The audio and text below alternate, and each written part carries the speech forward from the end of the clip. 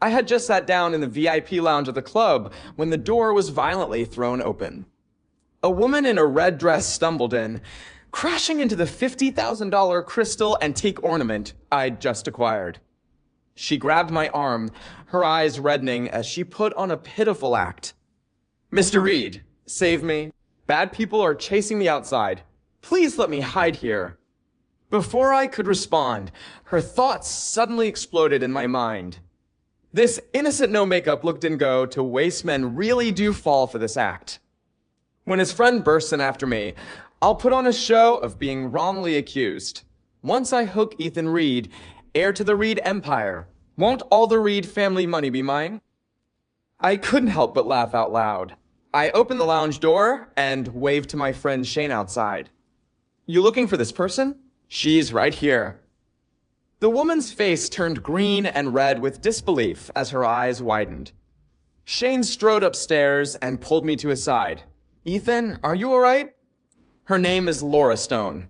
She's the daughter of Sterling Pawn Shop's owner. I'm taking her with me first. As for the money she owes you for breaking your antique, I'll get it back for you. Shane didn't elaborate, but with our understanding, I figured something must have happened. But he didn't want to tell me, to spare my ears from being sullied. Laura, however, had no such reservations. At his words, she immediately put on an aggrieved expression. "Mr. Reed, don't listen to her nonsense." I was being a good Samaritan, exposing her true colors, which made her furious and want to cause me trouble. Today is the baptism banquet for the young master of the Harris family. I was fortunate enough to be invited. But I never expected to see Shane sneaking drugs into Damian Harris's drink. I couldn't stand by and watch, so I exposed her directly, which made her fly into a rage. After Laura finished, she straightened her back, acting like she wasn't afraid of the powerful. I know I'm just a nobody of ordinary background and shouldn't oppose Miss Shane. But when I witness injustice, speaking up for the innocent is my duty. She glanced at me, her eyes containing hidden smugness. Let's see how Shane tries to defend herself now. That last line of mine won't it charm Ethan Reed to death. Look at him frowning and thought he must be disgusted with Shane, but doesn't know how to say it. I paused, feeling somewhat speechless. I was just thinking about how someone like her, daughter of a pawn shop owner, would have the qualifications to attend a banquet of the Harris family's caliber. Besides, baptism banquets only required elders to attend. Like our family, only father attended as the representative. The reason Shane was there was because the Harris family matriarch was her grandmother. What was Laura supposed to be? The next moment, Laura's thoughts answered my question. A beauty like me with such a sweet talk, who could resist? I'm a modern person. I just used a few flirting tricks and had that male assistant by Damian's side completely smitten. He brought me into the Harris residence and led me into the banquet. But my goal wasn't to date this assistant, it was to climb up to that Harris young master. But Shane ruined everything. Laura complained inwardly while gritting her teeth outwardly. Since she ruined my plans, I'll just steal her man. I'm so excellent I could marry any wealthy heir I want, let alone an Ethan Reed. Though Ethan Reed has a better family background than Damian, so I'll make him my official boyfriend and keep Damian as my lover. That's not really settling. I couldn't help the cold laughter rising inside me. Shane had already clenched her fists in anger. You're talking nonsense. I clearly caught you secretly photographing Damian, and you dare twist the truth. If I hadn't been worried about alarming the guests and damaging Damian's reputation, do you think you could have escaped the Harris residence? Laura quickly hid behind me. Mr. Reed, save me. Look how fierce Miss Shane is. I'm really scared. I stepped aside, directly avoiding Laura, then patted Shane's arm reassuringly. Don't worry, I believe you. Laura's face changed as she looked at me. I continued, with only you two present, it'll be hard to determine the truth when both have different accounts. As soon as I finished speaking, Laura's lips curved up smugly. But I continued, Someone like her wouldn't have the qualifications to attend the Harris family banquet. There's definitely something wrong with this. And she navigated to the banquet hall so easily, even more suspicious. I think you should investigate Damien's assistants, especially his personal one. Laura's eyes widened. The smug smile froze on her face, looking rather ridiculous. At the same time, intense screaming erupted in her thoughts. Aw, what's going on? How does this damn Ethan Reed know all this? Aren't these rich young masters supposed to be brainless and innocent? How could he figure this out so quickly? Fine then. Don't blame me for using some methods. I originally had some genuine feelings for Ethan Reed, since he's good looking. But if he dares to belittle me like this, I'll force him to marry me, and then he can forget about being my official boyfriend. At most, he'll be a backup. And his family assets, his trust fund, I want it all. Shane quickly traced it back to that assistant. But what I didn't expect was that the assistant adamantly refused to admit he'd been manipulated by Laura. He only said he'd been confused for a moment, fell for Laura, and wanted to see her one last time during the chaotic baptism banquet. When the assistant was dismissed, he cried and begged to see Laura one last time. Mrs. Harris couldn't bear it and had someone notify Laura, but she never showed up. Shane told me all this later. A clown like her, I hadn't taken her seriously at all. Until one day, when the jewelry store received a new collection, I happened to drop by. After browsing without finding anything I liked, but not wanting to leave empty-handed, I casually picked up a bracelet. Just as I was about to pay, a hand suddenly reached out beside me. Laura first gave me a calm smile, then looked at the counter. I'll pay for this gentleman's purchase. How much is it? The sales assistant waited a moment. Seeing I didn't speak, she finally said, $50,000, ma'am. Would you like me to wrap it for you? Laura's smile froze. In her mind, she'd already started cursing. Damn, I only came up to pay for him because he picked something so ordinary looking. I didn't expect it to be this expensive. But I've already said it.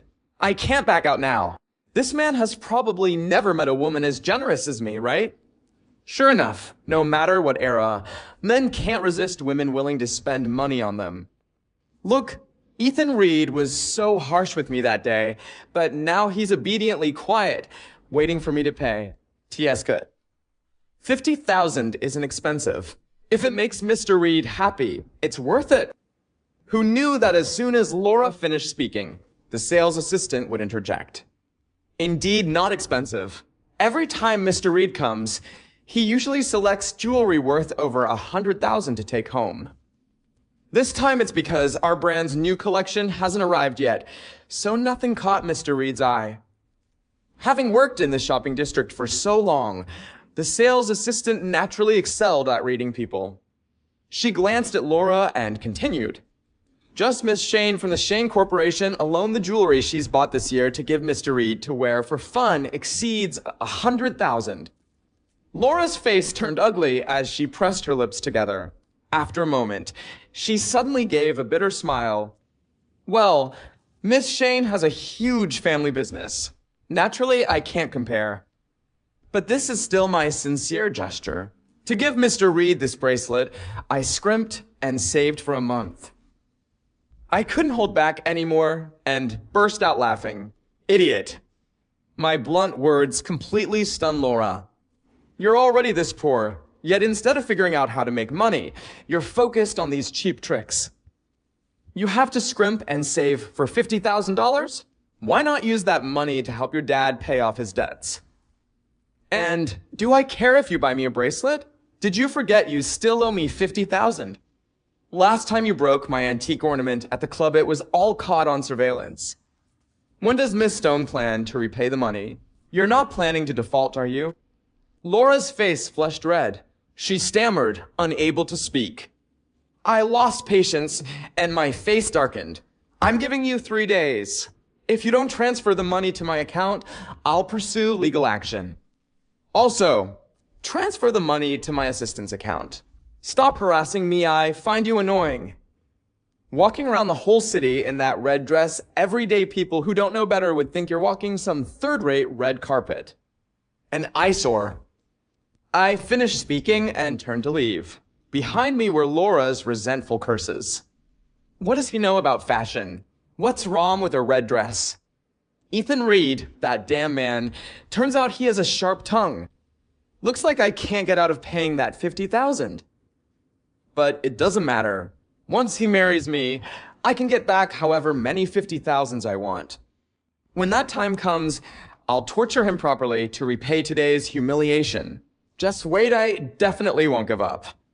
Laura did repay the $50,000 within 3 days. However, on the day she repaid it, she pestered my assistant Mason, complaining about how difficult it was to gather the money, hoping he would pass her words to my ears. But after Mason collected the money and listened for a few moments, he impatiently closed the door. This day, I went alone to visit my grandmother. On the way back, I happened to notice a small stand selling burgers by the roadside. The vendor was an elderly woman who looked about the same age as my grandmother. She busied herself back and forth, looking spirited and healthy. But my grandmother's eyes had grown dim, and she was often hospitalized all from ailments caused by overwork in her youth. Grandfather had built his empire from scratch. All his skills were honed through fighting in the business world. He suffered, and grandmother suffered too. In her youth, she stayed home alone, raising 5 children by herself. She made a living by setting up a stall with her excellent burgers. Later, when grandfather achieved success and the company went public, father married mother. Mother never looked down on father's humble origins. The two had always been devoted to each other. Everyone found happiness, except grandmother, who now suffered from various ailments. Even the finest delicacies had lost their flavor for her. Thinking of this, I stopped the car and ordered a burger from the old woman. Before I could eat, Laura somehow appeared out of nowhere. She directly picked up the burger from my table and casually dumped it into the trash can, fawning. How could Mr. Reed eat something from a roadside stand like this? Mr. Reed, wait a moment. I'll personally make a burger for you to try. My cooking skills are exceptional.